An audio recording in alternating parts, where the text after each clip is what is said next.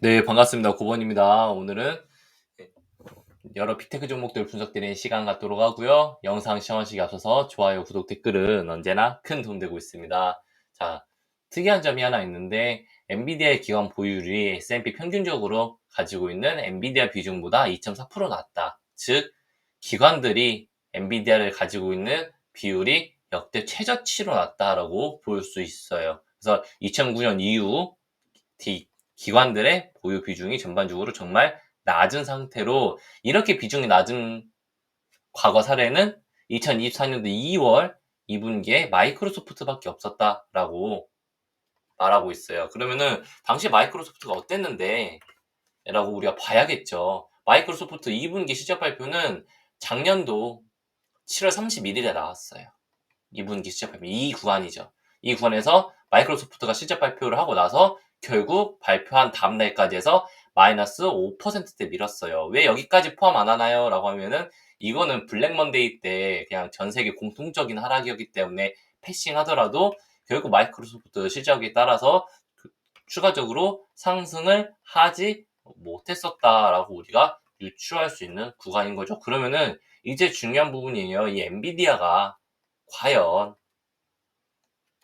어제도 강하게 V자 반등이 나왔지만 이게 실제 발표 나오고 나서 무지성으로 계속 올라가겠느냐, 아니면은 과거처럼 마이너스 5%대, 10%대 조정 한번 더 주겠냐, 이건 한번 우리가 지켜볼 수 있는 구간이라는 거죠.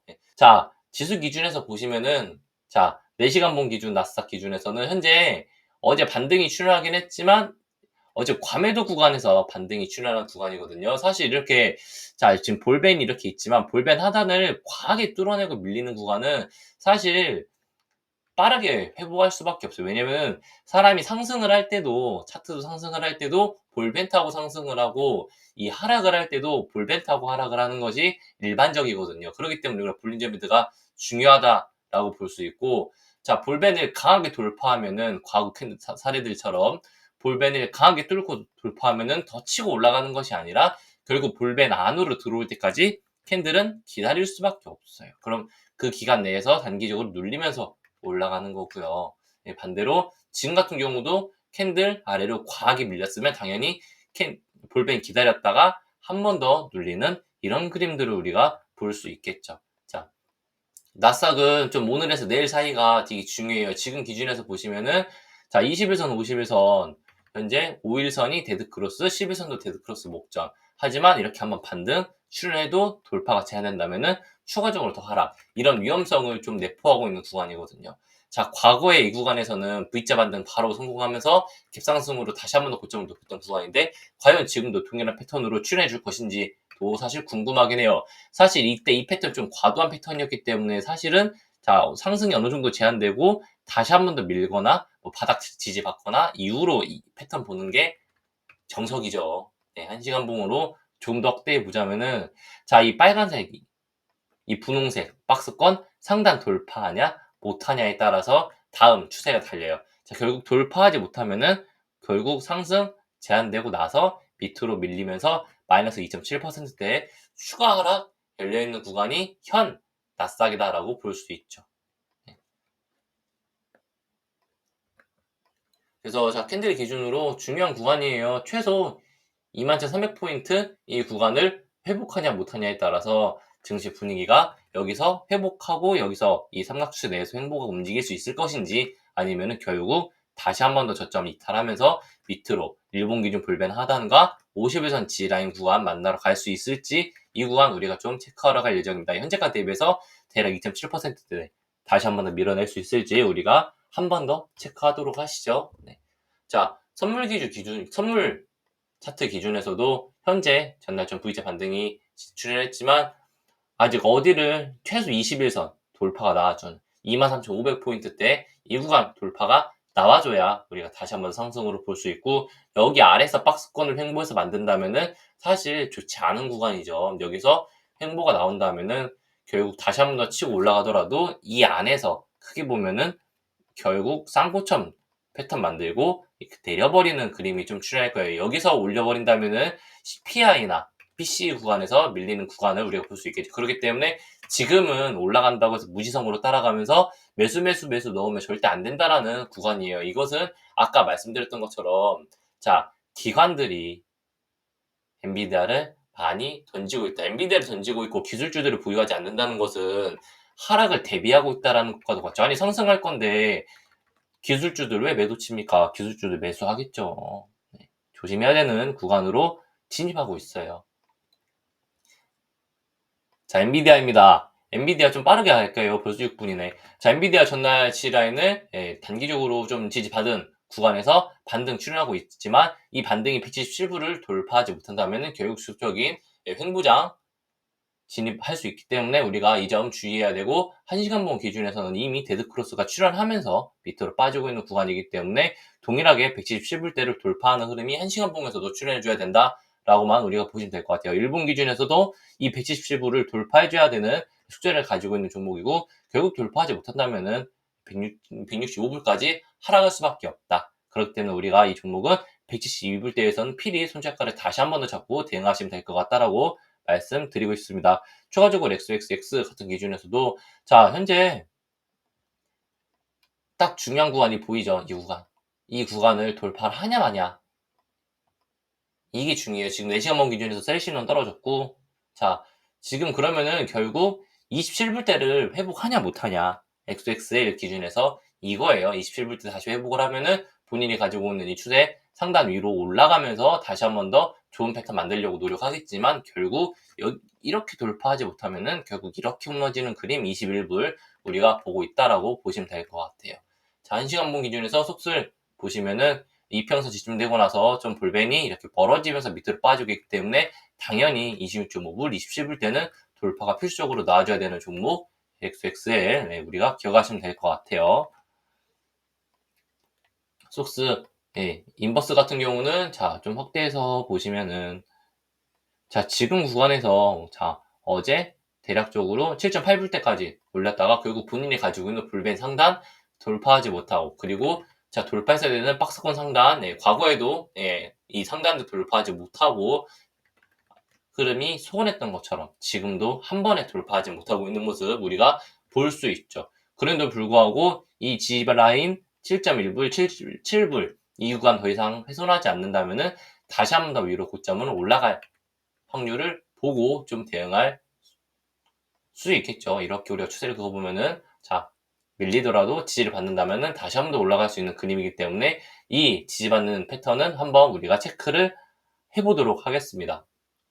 AMD 같은 경우도 단기적으로는 반등이 이렇게 나올 수는 있어요. 한 170불까지. 근데 결국 개인적으로 계속 이거 140불 얘기하고 있죠. AMD는 140불에서 우리가 기다릴 거예요. 네, 그래서 사실 제가 뭐 AMD 계속 140불 기다린다라고 하기 때문에 그냥 140불에 사자라고 하고 있지만 자율적으로 매수하실 분들은 우리가 어디 이탈하게 되면은 대략 160불에서 155불 때 이탈하게 되면은 자 이거 뭐 160불이나 155불 이탈하게 되면은 당연히 우리가 AMD도 인버스 상품들 있죠. 이런 거 자율적으로 매수하셔서 수익 내셔도 돼요. 어차피 떨어지는 구간 우리가 보이잖아요. 네.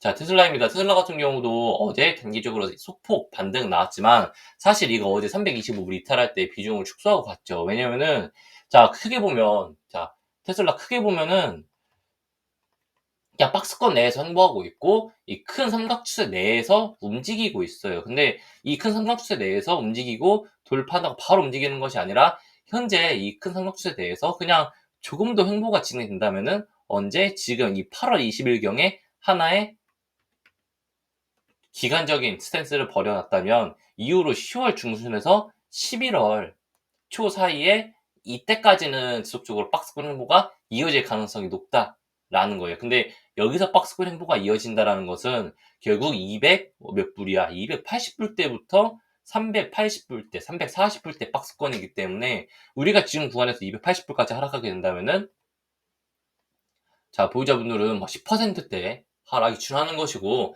DSLL, 뭐 2배 레버리지 보유하신 분들은 마이너스 20% 손실이 출하는 구간이기 때문에 당연히 비중을 축소하시면서 가야 돼요. 이거 310불 이탈하게 되면은 밑으로 빠지니까 무조건 축소를 하셔야 되는 숙제를 가지고 있어요. 하지만 이 파란색 빅각 추세 내에서 결국 이탈하지 않고 여기서 계속 이런 식으로 만들어 간다면, 그래서 이 안에서 만들어 간다면은 중장기적으로는 결국 500불 위로 보는 것은 당연히 보는데 기간적으로 우리가 이 모습을 대략 10월 말 11월 초 이 구간으로 볼 수 있을 것 같아요. 네. 테슬라. 자, 좀 중장기적인 이야기 드렸으니 단기적인 이야기 드려야겠죠. 단기적으로는 현재 이 본인이 지받았을 때는 중요한 이 비값 추세 모든 구간을 이탈하고 있는 구간에서 오늘 다시 한 번 더 최소 330불대 위로 회복을 하냐 못하냐에 따라서 이 종목은 스탠스가 갈릴 것 같아요. 네, 그래서 결국 310불 이탈하게 되는 그림이 출하게 되면은 밑으로 290불, 280불까지 떨어질 수 있다라는 테슬라 위험성 우리가 체크하시면 될 것 같아요. 자, 현재 비트코인 같은 경우가 110K 정도 자 지를 받고 반등이 나오고 있어요. 사실 여기서부터는 이제 매수를 좀 받아줘야 되는 구간이기는 하죠. 비트코인 기준에서는. 네. 왜냐면은 직전 G라인 구간, 이 쌍바닥 G라인이기도 해요. 그래서 최후의 G라인이다라고 볼 수 있고 직전이 박스권 구간 피보나치를 그리면은 1.618 G라인으로 우리가 체크할 수도 있죠. 네. 그리고 이런 식으로 우리가 하나의 G라인을 좀 형성을 하나 못하나라고 피보나치를 이렇게 그어봐도 대략적으로 이 구간들이 강한 G라인이었다라고 볼 수 있죠. 바로 이 구간 말이죠. 네. 그래서 이 구간과 이 구간들이 모두 동일하게 피보나치들이 겹쳐서 걸려 있다면은 피보나치 기준으로 이 주황색, 분홍색 박스권은 G라인이구나라고 우리가 볼 수 있죠. 이 안에 들어오면 G라인을 강하게 형성한다라고 우리가 생각하시고 가시면 돼요. 그렇기 때문에 지금 반등은 나오고 있지만 이 빗각 추세, 이 빗각 추세 상단 돌파하는 몇 K죠? 114.5K 돌파 여부를 좀 체크하시면서 가면 될 것 같아요. 이거 돌파 나와주면은 단기적으로 코닐이나 이런 종목들은 좀 분위기 좋아지겠죠. 네. 자, 전날 30불대 지지를 좀 받고 있는 종목이긴 해요. 이거 네, 어쩔 수 없어요. 어쩔 수 없이 빠져야 되는 구간이기 때문에 30불까지 빠졌는데 결국 비트코인이 지금 구간에서 지랄 만든다면은 코닐의 지라인도 이 구간일 거고 그러면 이제부터는 최소 4불대 이상까지는 돌파가 나올 수 있을 가능성 보면서 31불, 32불 돌파 매매 진행하면서 한번 보자라고 볼 수 있는데 당장 출연하는 것이 아니라 자 최소 금요일 잭슨홀 미팅까지는 무난하게 넘겨야 출연할 수 있겠죠. 자, 코인베이스 기준에서도 이 빨간색 G라인은 필수 G라인이에요. 그렇기 때문에 300불 기준에서 295불 이 구간 어제 이탈하지 않은 필수 G라인 정말 다행이고 이탈하더라도 마이너스 10%대 더 밀리거든요. 근데 여기도 1.618 볼벤 하단 G라인, 장기 평선도 깔려있는 G라인, 그리고 피보나치 G라인 정말 여러 가지 G라인을 모두 가지고 있는 G라인이기 때문에 사실 크게 걱정하지는 않는다. 일본 기준에서 볼벤 하단이에요. 네. 그렇기 때문에 자 결국 단기적으로 좀 반등하는 거를 G라인을 잡았기 때문에 볼 수 있지 않을까라고 우리가 예측할 수 있는 구간인 거죠. 자 MSTU도 자 강하게 자 피보나치 기준 1.618, 2.616 이 2.618 둘 다 걸려있는 필수 G라인에 걸려있는 구간이기도 해요. 그렇기 때문에 밑에 지지받고 있는 구간이기도 하고요. 네, 그래서 이탈하지 않는다면 정말 좋은 G라인은 코닐이나 MST, U나 잡았다라고 볼 수 있어요. 자, G라인 잡았으면 이제 뭘 해야겠죠? 돌파를 해야겠죠. 그래서 MST 같은 경우는 5.8불, 6.3불 돌파 매매 가능하다라고 우리가 볼 수 있을 것 같습니다. 자, 이더리움 어제 상승세가 조금 강해요. 네. 자, 이더리움은 한 번 더 상승이 나온지에 대해서 체크를 해야 되는 구간이에요. 한 번 더 상승이 뭐냐면은, 자, 지금 본인이 가지고 있는 이 하락 추세 상단, 이 상단 돌파하는지 못하는지를 체크해야 된다라는 거예요. 직전에 이렇게 밀렸던 구간들.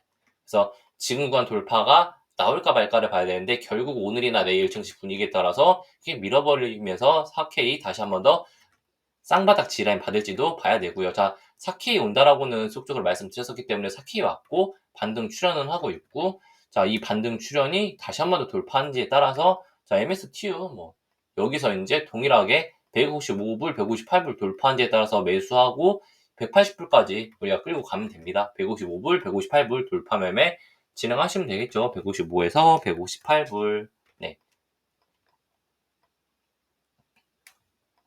아이온큐 같은 경우도 어제 G라인도 좀 잘 잡은 구간이긴 해요.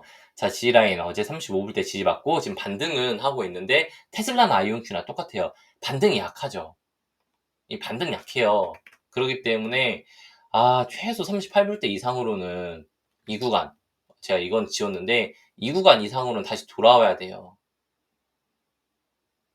그래서 이 점 한번 체크하면서 결국 위로 올려서 지지받는지 못 받는지에 따라서 그다음 캔들을 좀 볼 예정이고, 자 현재 추세 하단 캔들 좀 보고 있고, 추가적으로 P값 추세 계속 이렇게 그려서 보고 있는데 한번 이 추세 위로 올라타는지를 좀 먼저 확인해야 되는 숙제를 가지고 있는 종목이 IonQ다라고 보시면 될 것 같아요. IonQ가 35불 이탈하게 되면은 자 31불까지 하락할 가능성 너무나 높기 때문에 우리가 이 점은 꼭 필수적으로 체크를 하셔야 되고요. 추가적으로 돌파는 최소 38불을 해야 된다라고까지만 보시면 될 것 같습니다. 팔란티어. 자, 팔란티어 어제 똑같이 V자 반등 나왔는데, 사실 어제 팔란티어 멤버십에서도 지속적으로 말씀드렸지만 이 하락이 좀 과하게 빠지고 있는 구간. 그래서 140불, 설마 140불 이하를 뺄까라고는 계속 봤어요. 그래서 이렇게 V자 반등 나오면서 좀 G라인 만들어주는 건 정말 좋은 구간이죠. 151불 때 G라인 만들어주는 건. 사실 148불, 149불, 그리고 151불 이 구간 G라인으로 보고 있었기 때문에 좋은 G라인 받았으면 당연히 위로 올라가는 것이 맞고, 단기적으로 161불까지는 좀 올려줄 것 같아요. 이러면 161불, 165불 단기적인 단타 좀 가능한 구간으로 우리가 좀 체크할 수 있겠죠. 161불, 165불. 그래서 자 팔란티어 같은 경우는 자 이 분홍색 구간에 닿으면은 여기선 매수해야 돼요. 이게 자 140불 후반이나 120불 초반이나 아니면 그 밑으로 혹시 나 더 빠져준다면은 뭐 100불까지 빠져준다, 정말 땡큐하고 매수해줘야 된다라는 거죠. 왜냐면은 자 관세로 인해서 정말 강하게 우리가 증시가 폭락했던 이 구간에서도 본인이 가지고 있던 이 상승 추세를 이탈했었냐 안 했냐? 안 했다. 첫 번째로 우리가 그렇게 볼 수 있고요. 예. 이 상승 추세를 이탈하지 않고 정말 잘 상승하고 있는 종목이 팔란티어다라고 볼 수 있죠. 아무리 PR이 좀 높고 과열 상태지만 실적 발표 나올 때마다 항상 이 급등했던 항상 좋은 종목이기도 하고요. 이거는 결국 9월 달에 금리나 시기가 진행되면은 이 종목은 목표가 200불 위로 봐요. 그렇기 때문에 우리가 지금 해야 되는 거는 팔란티어를 포함해서 뭐가 있냐면은 이 떨어지는 거에 대해서 인버스 사요, 인버스 사요, 인버스 사요가 아니라 자 하나의 매크로 시그널, 뭐 PC든 CPI든 하나의 이슈가 떨어졌을 때 증시가 폭락으로 나와서 과매도 구간으로 진입하면은 빠르게 매수세를 넣어줘야 된다는 거예요. 왜냐면은 결국 금리 인하라는 것은 할 수밖에 없는 여건이 만들어질 것이고, 그러면 증시는 정말 빠르게 반등할 수밖에 없기 때문에 이번에 나오는 하락은 짧고 굵고 더 강한 상승을 보고 있다라고 볼 수 있는 거죠. 팔란티어 밑에서 정말 잘 잡으면은 좋은 수익 날 수 있을 것이다라고 말씀드리고 싶습니다. 자, 디파이 어제 G라인 잘 잡았어요.